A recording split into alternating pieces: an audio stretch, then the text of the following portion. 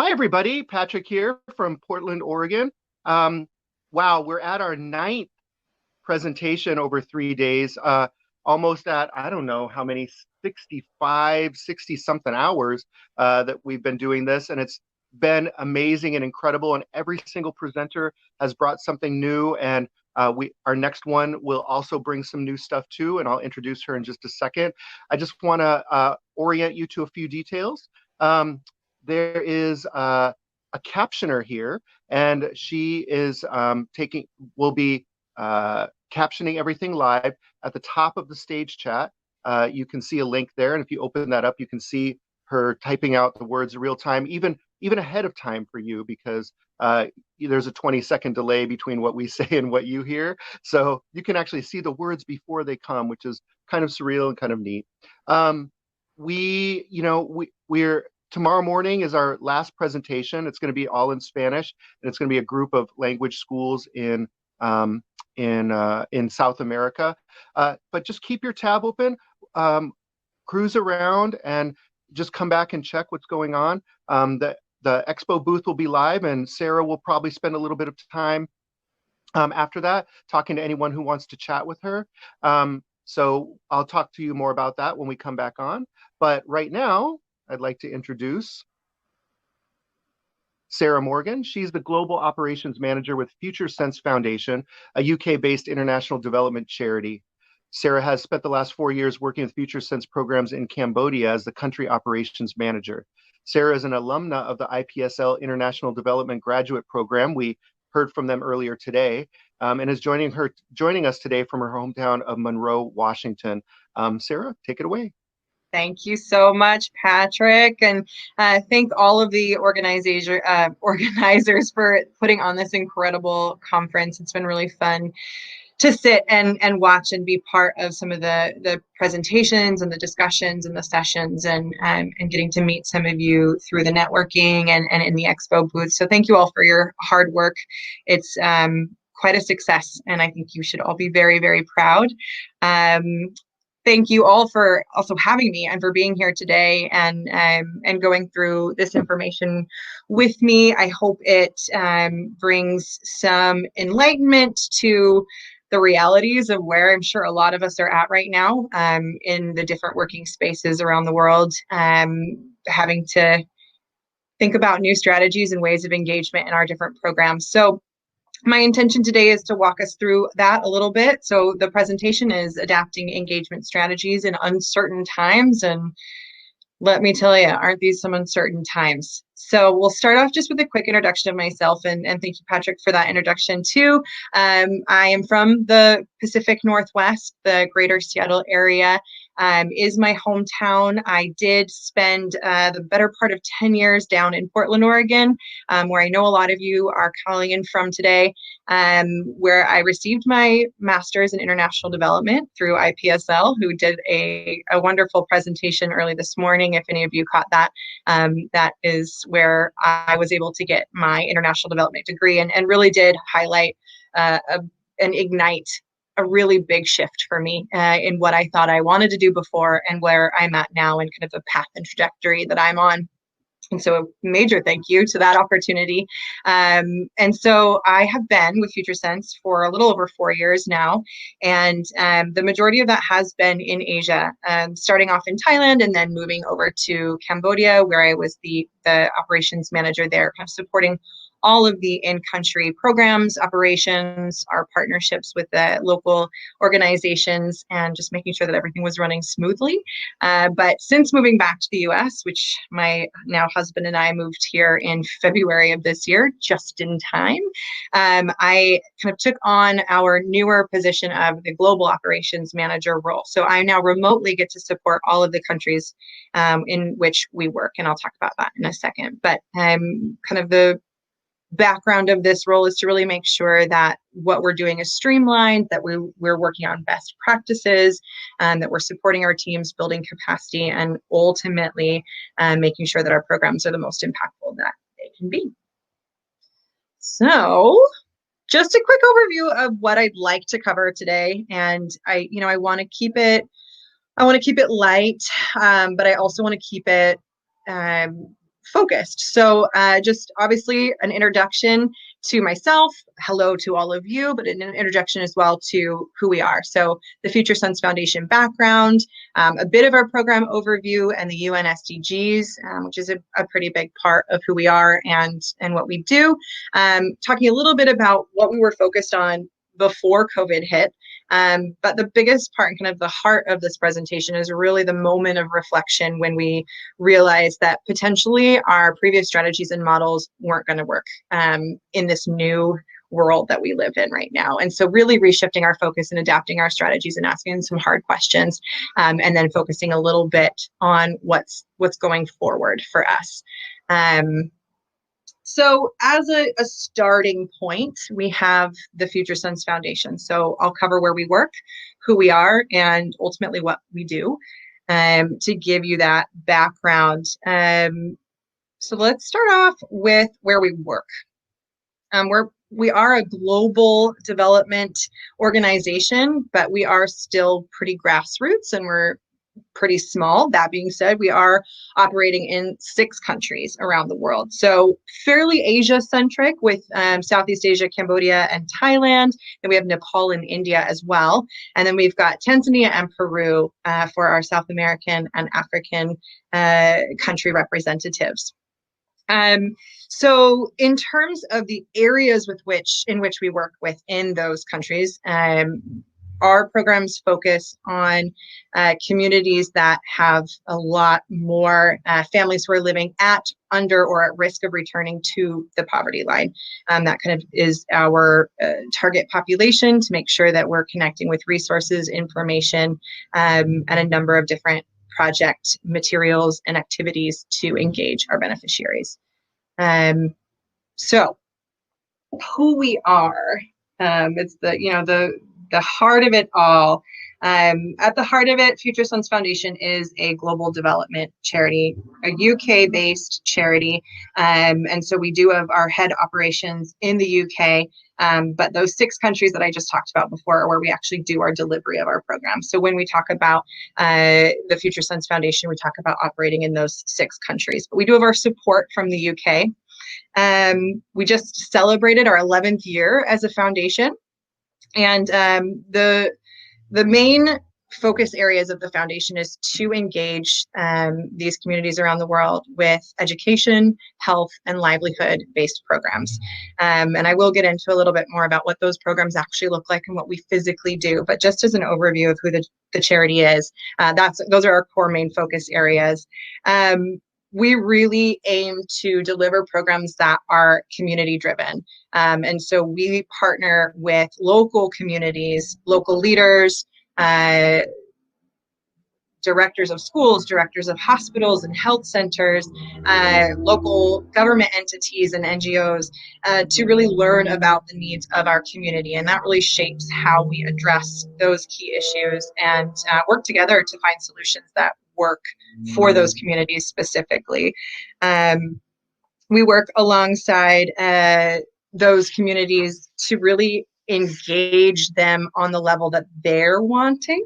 One of those key things about international development that any of you that do work in this space might really always want to be aware of is making sure that your programs or your outreach is really led and driven by the community. And that's something that is really important to us as an organization. And so that's a major part of why we want to link with these local entities, because as an international team, we are from all over the world, but it is those who are inside the communities that we work with that know best and have the biggest amount of information that can help us prioritize how we use our resources to address those needs and move that forward. One other key aspect to who we are as a foundation is really ensuring that we have teams on the ground in each of the countries where we are delivering programs to make sure that those relationships are continued, they're strengthened, they're built, new ones are developed, and really allows the sustainability to be there. So that we're not just dropping in teams throughout the year to run a couple of projects and then get out. We're really wanting to make sure there's a permanent team in country that's consistently monitoring what's going on, being able to report back and make adjustments as we see necessary. When we learn new information about what's working, or more importantly, what's not working, we can make those shifts in real time. We want to make sure that those programs are focused on those local priorities. It's hard to do that when you're not there all the time. So we want to make sure that we always have those in-country teams to build those relationships. FutureSense Foundation, as a foundation, as a global development charity, has in the past and will still continue to rely on international volunteers to do a lot of the delivery for our programs. And that's part of the reason why I was asked to come here today, is that we're at an interesting confluence of being a receiving organization, meaning that we receive volunteers to really help us do our implementation of programs. But we also are part of a larger group that pairs with a volunteering organization that's the sending organization. So we really connect with our volunteers. So Challenges Abroad is our volunteer organization who recruits our volunteers and sends them out to do the work alongside the FutureSense team. And we do that for a couple of different reasons that I just want to cover quickly before we go into the more program specific areas. So one, volunteers increase our capacity by a lot. Our in-country teams are small. We operate with a handful of local and international staff across each of our countries, but in general, really small teams, really powerful, passionate, and very capable teams, but still limited in how much they're able to deliver in terms of interacting with our communities and doing program activities, and so having volunteers if you're bringing in, 20 volunteers over a course of this period of time and another 20 a month later, the amount that we're able to engage is a lot larger. And so for that in itself, it's a really big benefit. It increases our ability to do more work while keeping our costs low, which is always important when you're running a nonprofit. These volunteers can also really provide a specific skill set or background experience, or even if they're in university, which a lot of our volunteers are, then they have all of their studies that they are learning about, they're excited about, and they get to kind of make practical. And so we're able to gather a lot of really good information from people who actually have the skill and the background to do it. I'm not an engineer, but I can get a group of engineers who can really look at some of our material and say, this is awesome, here's how we can strengthen it, this isn't going to work. And then we as the in-country team make sure that they're really understanding local dynamics so that the things that they're suggesting actually make sense to the issues that we're needing to address. And so volunteers bring a great amount of skill and information that help us strengthen our programs. Volunteers are also our key funders. So our model of fundraising is primarily through our volunteers. Part of the Challenges Abroad program experience for our UK participants is fundraising for the foundation. And so that is a key link to our ability to continue to keep our teams on the ground, continue to run programs throughout the year, obviously to make sure that our partners are getting what they need and the communities are still seeing the benefit of the programs. And so that has been a direct link for us to make sure that our programs are continually running. And finally, and I think probably the biggest link to this whole conference that we're experiencing this week is the idea of experiential learning, of global exchange. We call it global citizenship. And that's a really big driver for us in FutureSense. And that's part of why we use our volunteers, is because we want to create change makers. We want to see the ripple effect of their experience, whether that's fundraising for months before they get to come out in country and finally seeing, what they were fundraising for, or it's coming and developing a curriculum that's addressing a specific new area that we've uncovered through conversations and meetings. But the light switch, to see the light switch in your volunteers when they come in. So many of our volunteers are young. So they've just started university. They're 19, 20. They have what they feel like are a lot of life experiences. We've all been 20 years old. We all know that we thought we'd seen it all, we've known it all. And to see the experience of our volunteers have that light bulb moment of the world is so much bigger than I thought it was, is a really, really amazing moment. And that's something that we want to focus on a lot in our programs. So while we are community driven, while we're on the ground, building our local partners and really wanting to see the impact in our programs, which I'm still going to talk about, we also really want to focus on developing this experience for the volunteers so that when they go home, their world's never going to be the same again. We want to see them go home and continue to make an impact, whether it's domestic and they never leave their country, or whether they keep going and keep working. We're living in a world now where we may never leave our countries again. So what can we be doing here? Here in America, there's a lot. And I think that we can all reflect on some of these experiences to say, how can I fit in the bigger picture? And that's the question we want our volunteers to be asking. And so that's just very, I would say brief, but I'm never brief. Brief overview of just the core basics of who FutureSense is. And so now I'll just kind of talk us through a little bit of the core overview of the programs and why we've built these programs to begin with. As I mentioned, education and health and livelihoods, those are all really, really central to our work. And we have these programs that are very, very large, and underneath them will filter down into smaller, more specific areas of focus where we can develop curriculum and specific materials and activities that we are delivering underneath these. But just to give you the idea of the larger program focus areas, we have education and learning, which I truly believe is core to who we are as an organization. We do a great many things, but I do think central to who we are, our DNA as an organization, is about education.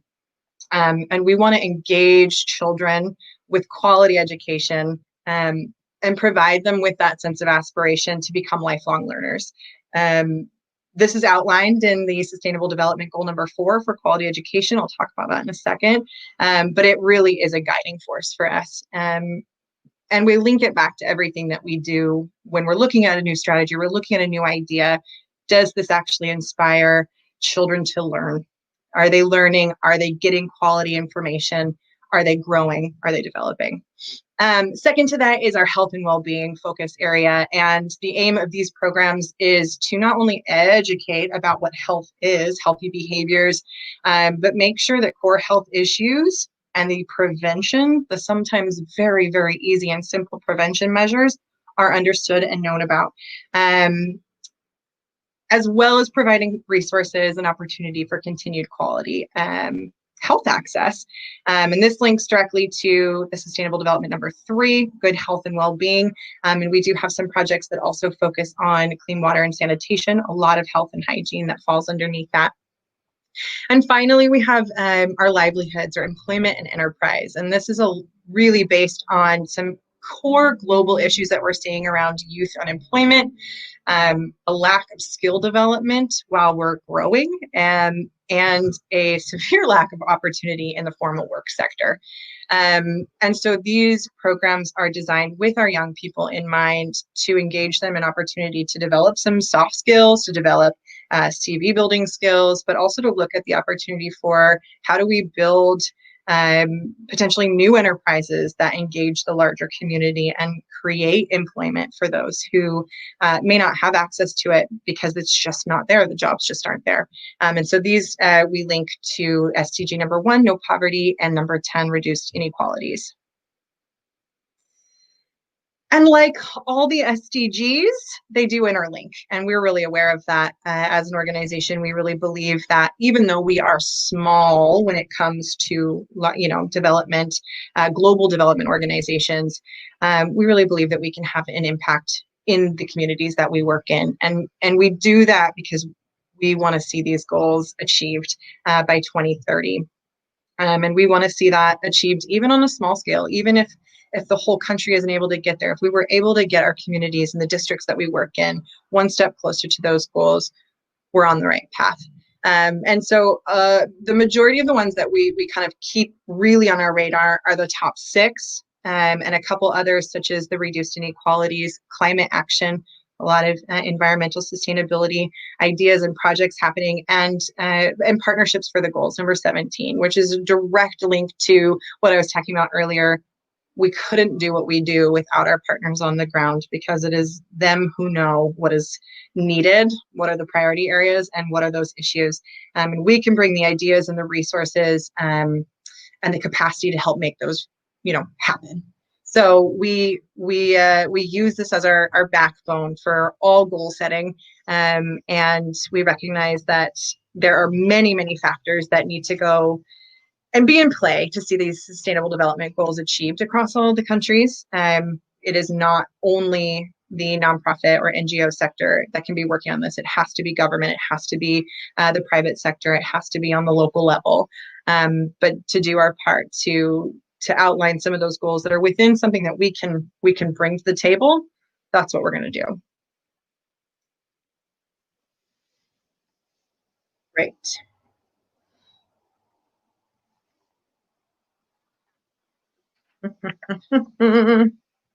I want to just quickly go back. I knew I was going to do this, get so excited about everything. I wanted to go back and just quickly talk a little bit about some of the more specifics inside of these program areas, which will give us a little bit of context when I talk about shifting a little bit in a few slides. So just really quickly going back to that idea of education and learning. Recently, we've been looking at a number of statistics globally, and it's coming back that more than 50% of students they're in school, but they're not learning. And so this has really linked a new frame of thinking for us. Instead of just providing resources that are similar to what they're already receiving in school, how can we engage students on a different level? And so some of the projects that we've been working on and will continue to shape and develop even through our restructuring of strategy is still focused surrounding conversational English, not necessarily wanting to be really focused and structured on grammar. Rote learning is something that's quite common in many of the countries that we work in, and it's very much the write, repeat, say it, write, repeat, say it, get it stuck in your brain and move on. Not as much context, not as much engagement in that. So conversational English allows more using and doing and trial and error and learning and some more tangible. And that's the key to all of the types of projects that we're doing, is making it more tangible, more accessible, more hands-on, more interactive, breaking out of the standard of learning to hopefully ignite a new way of learning that will stick, that's sustainable, and that will link to that lifelong learning. A couple other areas within education that we've been focusing on and are excited to continue. STEM, science, technology, engineering, and math. This is one that we've really only tread slightly into, and we're very excited to have the potential to develop that further. It is an incredible opportunity for creative thinking, critical thinking, which is oftentimes not necessarily encouraged culturally, depending on where we're at. As I mentioned before, environmental sustainability, lots of opportunity for discussing waste management, and that links both into education but also into health, as well as creative arts and just having new opportunity for some life skills and new skill development. For health and well-being, looking at a lot of specific health issues. It's hard to narrow that down when you're across 6 different countries. The health issues are going to vary. However, we do see a lot of similarities when it comes to hygiene issues, sanitation issues, nutrition, and non-communicable diseases is a really big one, especially for Southeast Asia. A lot of sugar content and heart disease and diabetes is starting to happen. And so really bringing in more interactive opportunities for young children in primary school and secondary school, but also their families, the parents and grandparents, to learn about healthy moderation in our eating and the sugary drinks that we're seeing, and just a number of things. So I'm really engaging there. Additionally to that, our health programs are mostly based in education. So we're not trained doctors, we're not trained nurses, and we're not going out there and providing health services. But we do want to link our communities to those health services that are available to them whenever possible. And so we definitely want to put on different clinics where we're engaging the local medical community and providing some care to the communities that may or may not go to the health centers and get any kind of preventative care, or may not even get care for things that are actually physically ailing them, but also do health checks and connect. We've got paramedic teams that come in and work with local first aid and first responder teams, and they collaborate and do peer learning to strengthen both sides. And so that's another aspect of how we connect with the health and well-being. And for the employment and enterprise, this is an area that I do feel like we're still developing a bit as an organization. And I think it's an exciting opportunity for us, especially as we come through, hopefully, onto the other side of this global pandemic, where we will start to see a shift in how the formal and informal work sector goes. What are the expectations there, and what are the hopes and dreams that young people have? Are they linked to university? Are they linked to working?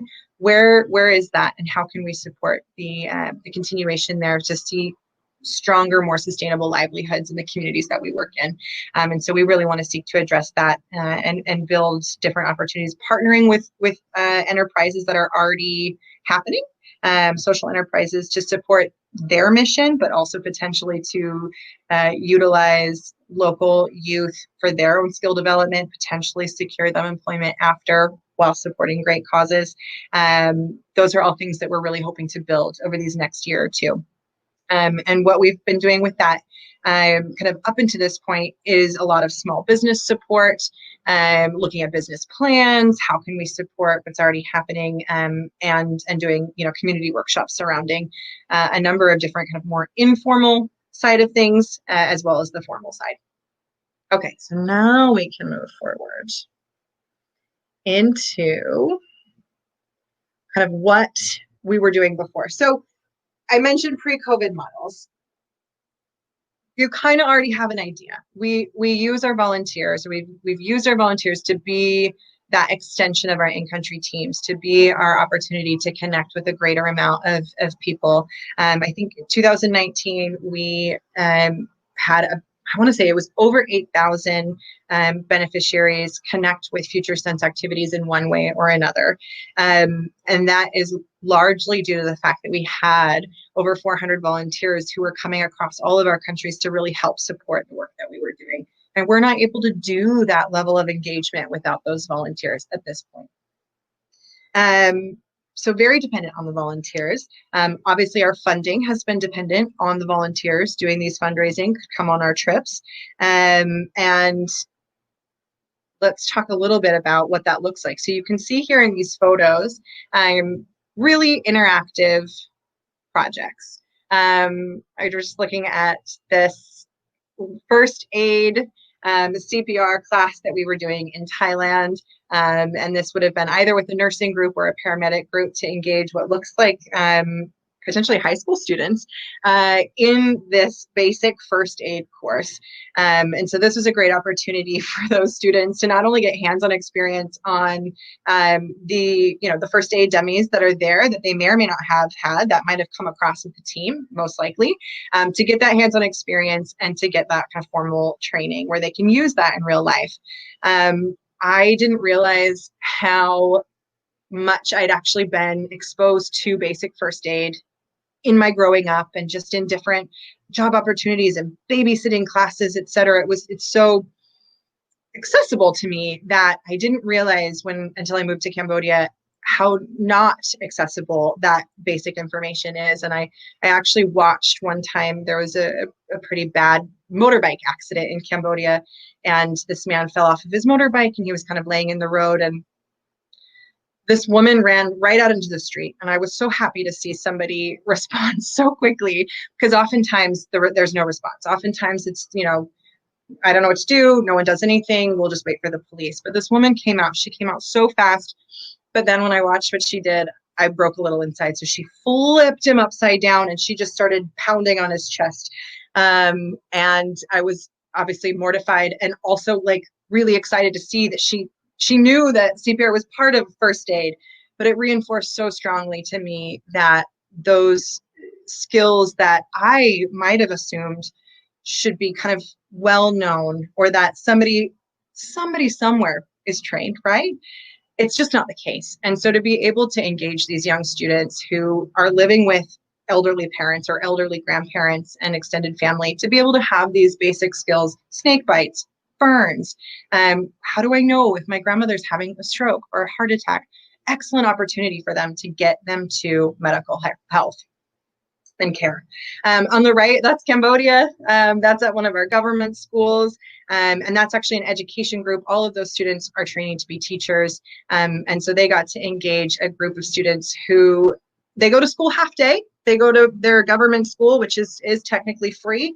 But in primary school, the other half of the day is usually filled with paid for tutoring or other supplementary opportunities, but they have to pay for them. And so these students were providing education to a group of, I would say, 10 to 12-year-olds with some very basic conversational English and doing some art with them. And it was pretty incredible to see the amount that they were able to grow in a fairly short period of time.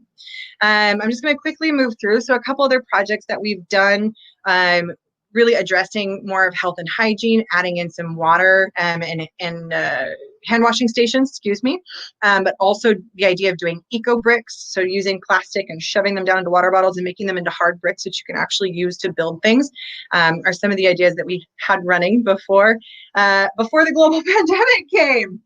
So what happens when travel stops? What does happen when travel stops? I think this is the aspect where we can all really say we've had our own experiences in this. We understand to all different types of degrees what this pandemic has done to our organizations, to our outreach, to our beneficiaries, the most importantly. And so I just really quickly kind of wanted to talk through, you know, what were we experiencing and what were our responses. So as you know, program delivery, our volunteers were that primary method, and it stopped.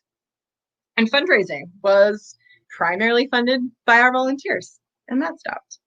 So we were forced to really sit as an organization and think, what are we going to do? What do we do to survive? What do we do to get through this? How do we stay connected with our partners? How do we make sure that we're addressing the needs of our community? And how do we stay afloat as an organization?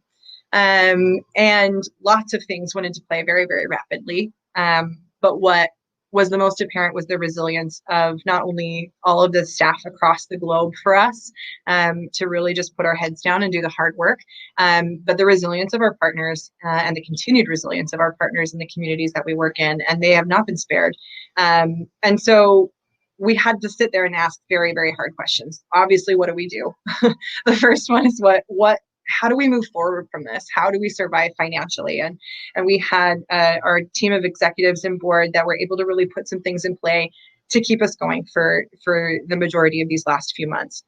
The second question we asked is, how do we then stay with our partners? How do we make sure that the immediate needs affecting our partners are able to be addressed? If we don't have funding, and what funding we do have is keeping us afloat, how do we still engage them if we don't have direct program funds?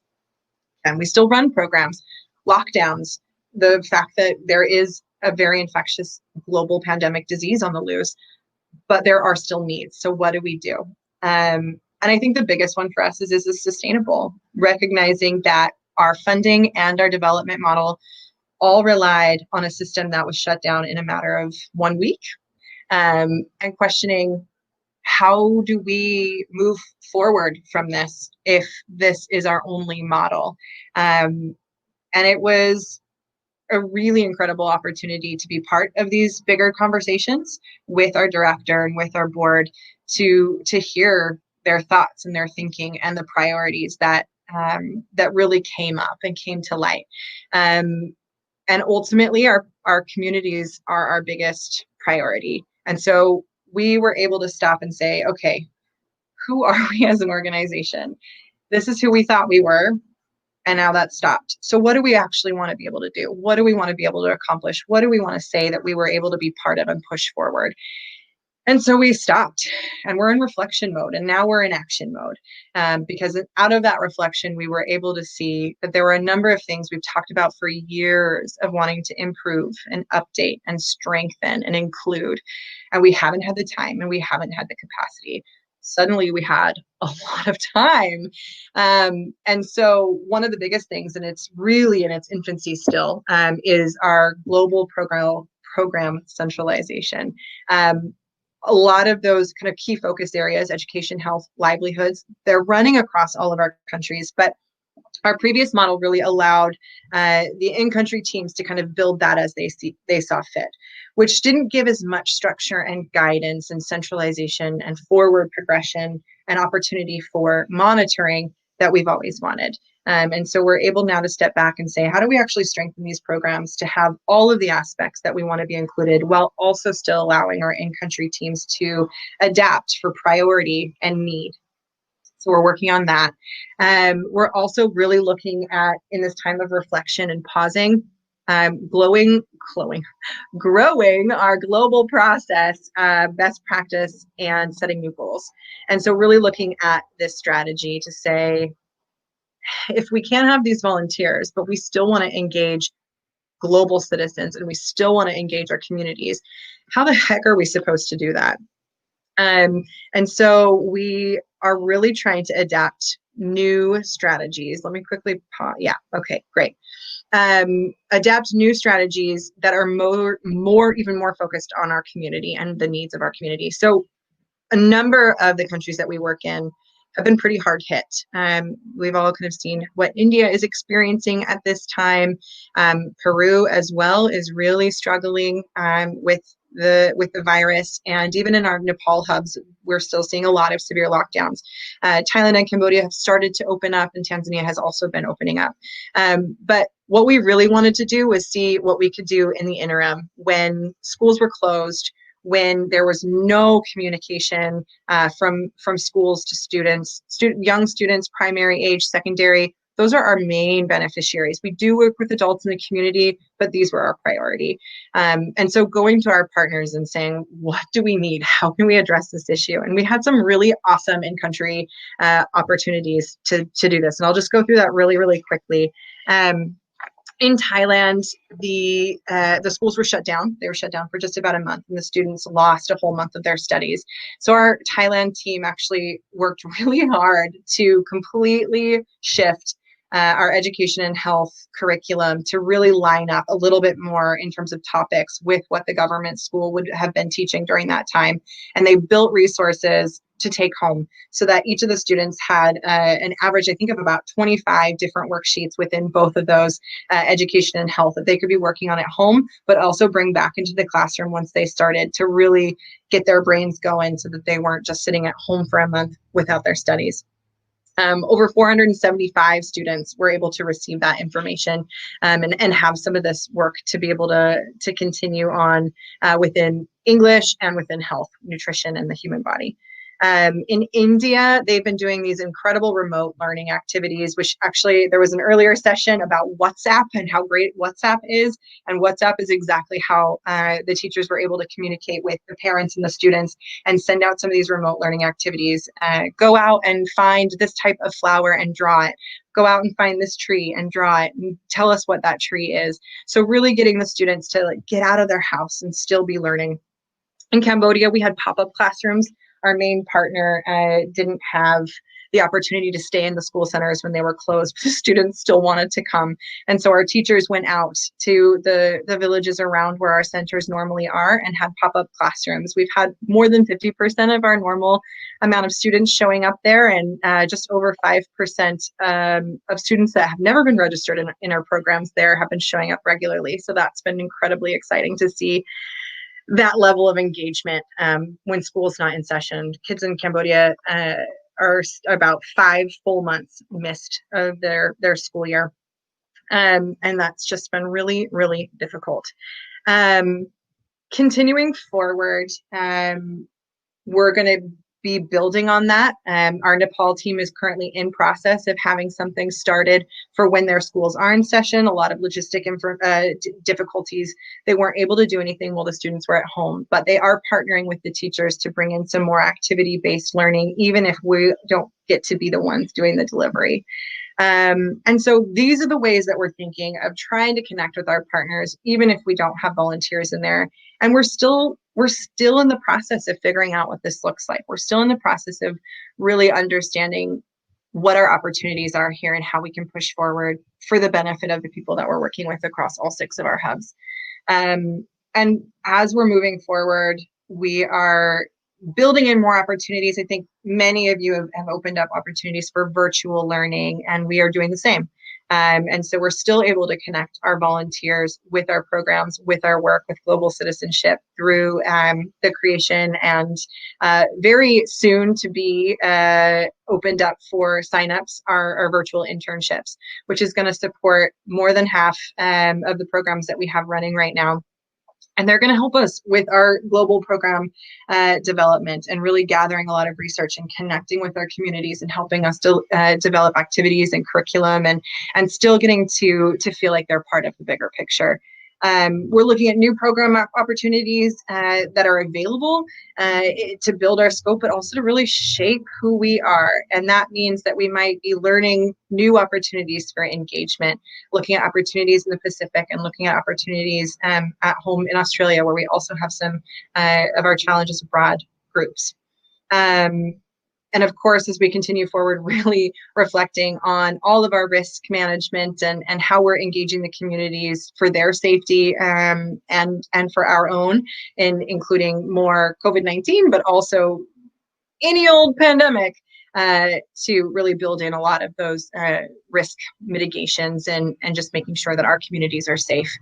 It's a lot different when some of our communities, if community spread starts happening there, it's going to be a lot worse. And we know that. We want to make sure that none of our work negatively affects that. So those are just a couple of the ways. I know we're getting close to question time. And so I can obviously speak more about that if you all have some questions around any of this, exciting new work and more so about those moments of shifting and asking those hard questions and really saying, can this strategy work? Yeah, where are we at?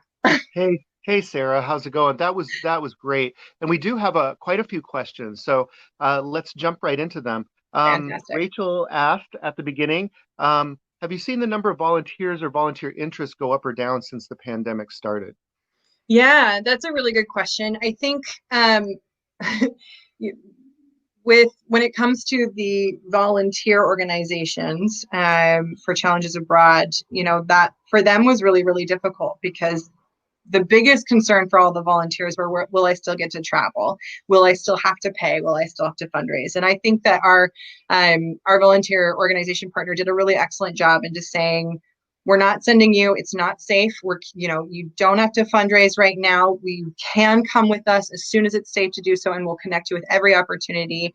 And so we did lose some in that moment. But as soon as it was able to kind of, we're already looking ahead at 2021 to say what's possible, and we're already seeing those numbers come through. So it's a bit of a roller coaster. But I'm not too discouraged. I do really think the opportunity for virtual internships and virtual volunteering is a really big one. I think that's a really great opportunity for those who have been interested and know that it may not be possible to do that a little bit more feasibly. Yeah, thank you. And quite a few questions are coming in, so we'll see how many we can get through. Yeah. It's great. You're reaping quite a harvest here. Sarah Mulliner asks, could you give an example of an employment development program? Sure. So like I said before, these are ones that are a little bit more in development process. So that's part of our global centralization strategy of building this. So the employment will really focus on the kind of main global issue that we've been seeing. And again, it will be adapted in country as per the more specific and country needs, but really addressing the issue of unemployment. So youth unemployment specifically. So not in school, not working in the formal sector, and not in an internship. And so really looking at why is that happening, and how can we then build skill and opportunity to address that. So what we've really been building and discussing with not only our internal experts, but also external and local partners is what would those skills be, and how can we then connect the community with those skills. So would that be let me preface this by saying that most of our programs are more along the lines of workshop and activity based. And so lots of that would be, let's do a 5-week workshop, and each week we'll spend 2 hours on a different topic, and we'll do a lot of interactive activities. And so that has always been the preface and kind of engagement method that we've had. Not lecture style, not rote learning, but let's get together as a group and really talk through and practice different things, and if and when possible, connecting them with opportunities where they can build those skills in an actual working environment. So not just a theoretical one. But as I mentioned, this one is still very much in process of development, and I'm excited to see how that one grows. Mm-hmm.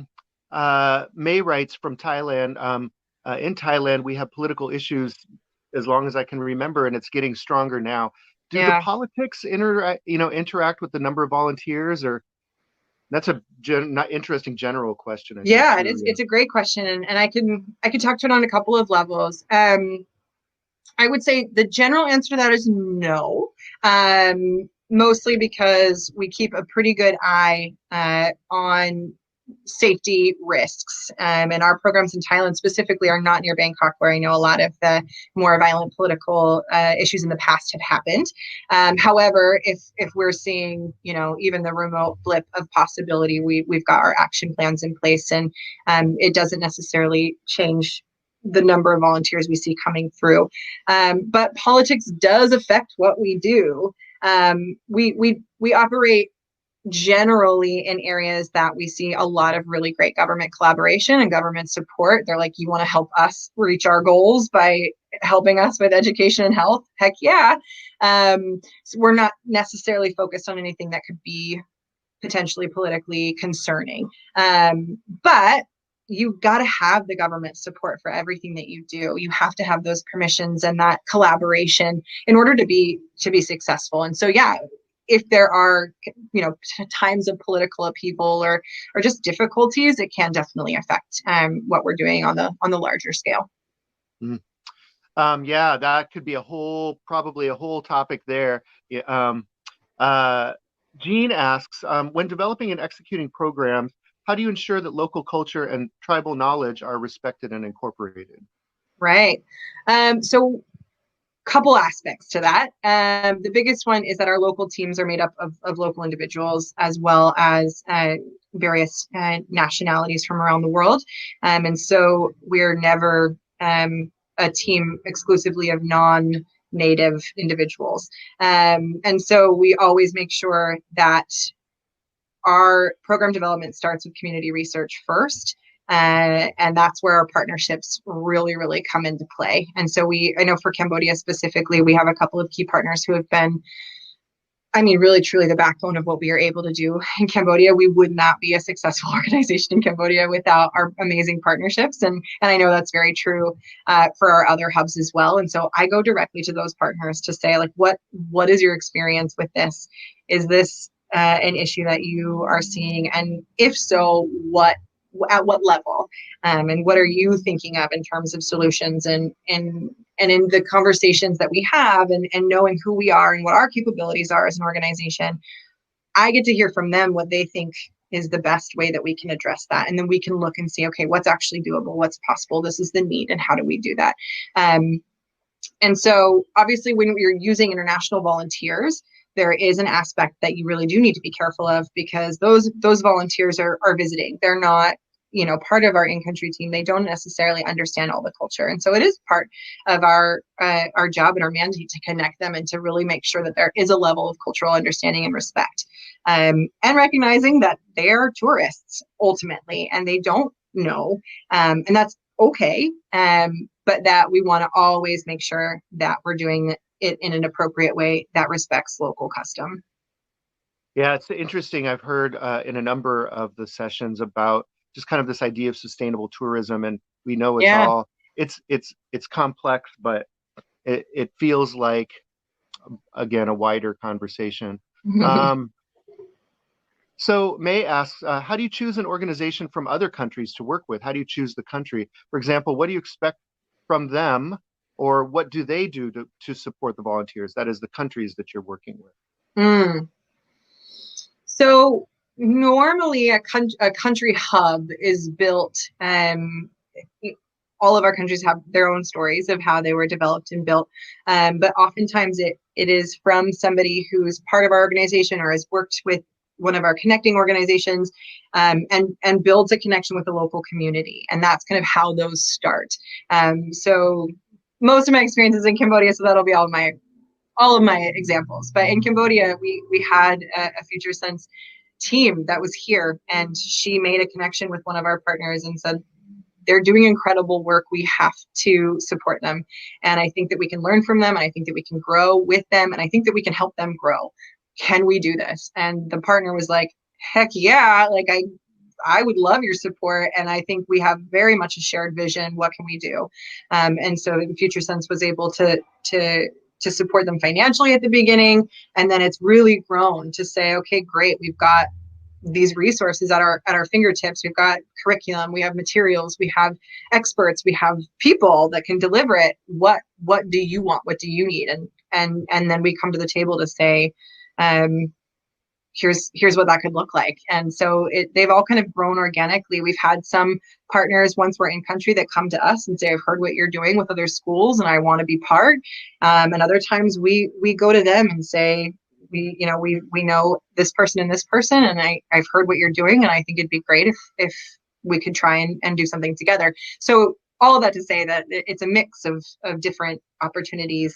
I would say there's not necessarily something they have to do, but a shared goal, a shared vision, and really being able to articulate what their needs are, but also what they want to see, and hearing kind of what our capabilities are and what our goals are, and seeing where those match up and how we can really forward their goals is huge. You can't really make something work if you don't have a shared vision, but also wanting to hear the vision of the local community. So there's that give and take.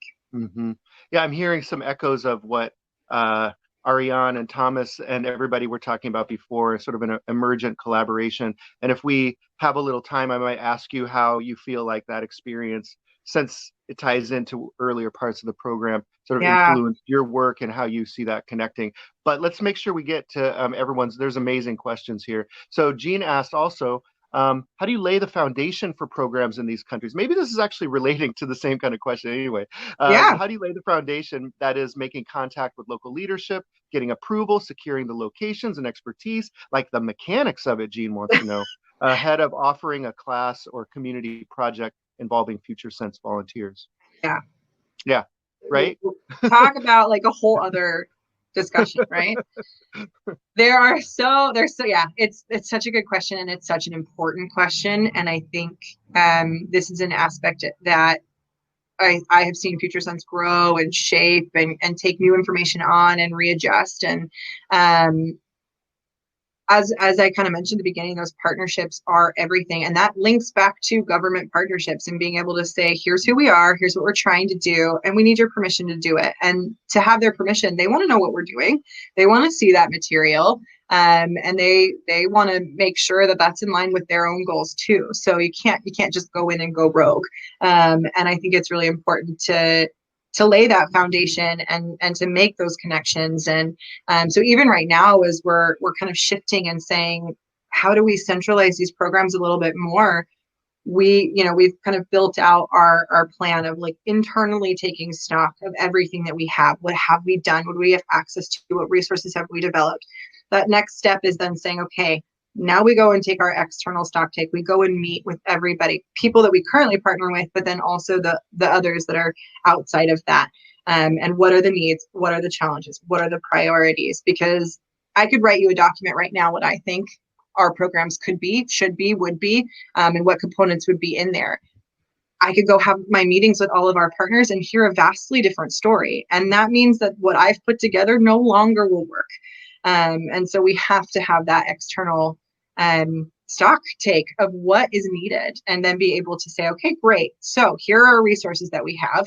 We aren't flush with cash. We have to get creative. We want those to be interactive. How do we do it? And that's where those continued conversations and using experts and other people who really have more of the expertise to build that with us. Mm-hmm. Yeah. On the volunteer side, how do you go about recruiting volunteers or virtual interns to staff the initiatives you're creating? The great part about that is that's Challenges Abroad's deal. I don't have to do it. But so we have the FutureSense group. And so that's the foundation kind of at the core of it. And then we have a few different entities that are volunteer organizations. And they're the ones that are marketing and recruiting and building relationships with university partners for Challenges Abroad. But we also have individual volunteering opportunities through Gap Guru and Inspire, which are kind of career-based volunteering opportunities. So we have people who are building those relationships for us, and we really share the information of like, what are we working on in country? What are the opportunities for volunteers to come in and help support? And then they are able to then say, these are the things that we're doing in Cambodia and Nepal, et cetera. And they're like, yes, let's get these volunteers. I've got a whole group of health students that can come and help do that. Let's sign them up. So it's very much a collaboration between the FutureSense teams and the Challenges Abroad and other volunteer organization teams. But there is a lot of communication about what they can and should be doing when they're in country to make sure that those projects are really being supported, that are in line with those partnerships and the goals that we set together. So there's an outreach, there's a big like outreach machine that kind of like goes out and tells everybody global exchange, gap year programs, or maybe a few organizations, and then there's a number of organizations that are sort of like the potential folks kind of like look at what the options are and make a selection based on what kind of resonates with them.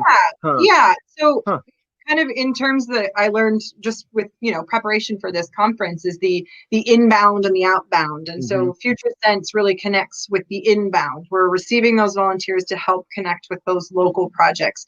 But Challenges Abroad and Inspire and Gap Guru, those are the outbound. Those are the ones connecting with those volunteers and sending them. But very specifically, those volunteers know that they're supporting FutureSense programs through Challenges Abroad. That's not a third party that could come to Challenges or FutureSense or somewhere else. It's all Challenges Abroad, Gap Guru and Inspire volunteers are supporting the foundation, the FutureSense Foundation. Interesting. Yeah. And then our last question, I think we're going to get right there. Have the types of projects for beneficiaries pivoted along with the pandemic? And she says, for example, coding. Yeah, definitely. Yeah, it's varying across the different hubs. We call them hubs, but in the different countries, really dependent on the COVID is affecting that particular area. With places like Thailand, they really did an incredible job of kind of not eradicating, but really reducing community spread and major community danger. And so they've had a lot of things open back up, and they've seen a lot of success with that. And then we have countries like India or Nepal where programs have essentially just absolutely stopped. And so they're both just starting to really capture what that looks like with those examples that I did before with what are remote opportunities, sending things out via WhatsApp or directly driving worksheets to the houses of students and families so that they could really still engage in projects. I'm not totally sure because we're not up to the coding thing in terms of like any of our STEM. We were not doing that. And that's mostly due to the resource of the areas that we're working in. A lot of the families that we work with, they might have a smartphone, but even in Nepal, they were doing radio learning. A lot of families didn't even have FM radios. I mean, it's a very different experience depending on where we're at. And so just really trying to adjust accordingly, but absolutely has impacted. And we've definitely had to do a okay, great. We used to do this in person. How the heck do we get this to you in a different way? And we're still learning that. And I think that's the biggest thing, is still figuring out how we can do that. What's one major program change that happened that you think will last as a result of this? I I'm going to answer that in two ways. I really would like to think that this idea of virtual volunteering will continue. I think that's an excellent way for people to connect with the greater projects around the world and really like shrink our world down virtually. I can connect with people from all over the world and they can actually help develop different things.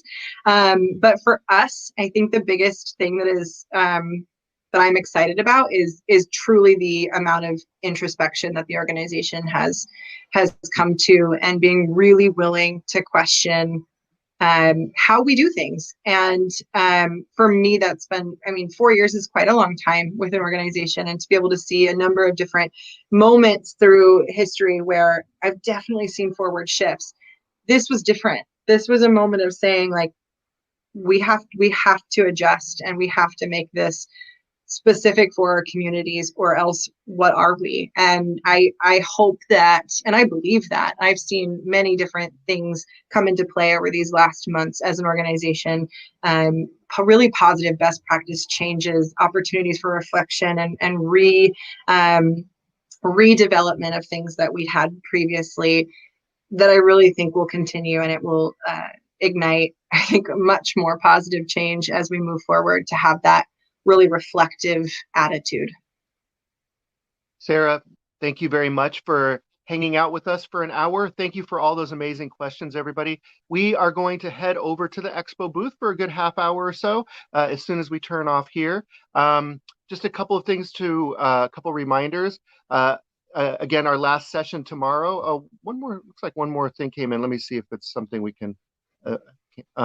Oh yeah, there's a thanks, and we'll get that to you in a little bit. But at the top of the event chat, you'll see that Wendy posted a message. You might need to click on it to read more. We are starting a Facebook group for following up. Now, all of these sessions are being recorded. We plan actually a number of follow-up actions. Definitely, we're going to do some feedbacking, because since everyone's in the system, we can contact you. We won't spam you, but we do want to know how you experienced this and what you got the most out of. We've got some really great tools. Hopin has some good tools, so we'll be able to tell you like how many people participated and that kind of stuff. So one great way for us to get that information out and just stay in touch generally with what's been going on here is to join the Facebook group that we're making as one of our continual engagement methods. We will be having a website that has all of these conversations, and then also checking in near the end of the year and finding out, where did we go as Global Exchange, and was this conference helpful in any way? I know I've already, while we've had a good turnout, a lot of the individual events are relatively small, but there's great engagement from people, and we're all over the world. So I've already made a bunch of connections that I know are going to be valuable in the future. So go there to stay involved in how that's going to be going. That's what I've got at the end of 63 hours. Okay, meet us over in the expo booth. Just click on expo and look for FutureSense Foundation. And Sarah, we'll talk to you there. Bye, Thank you all everybody. so much.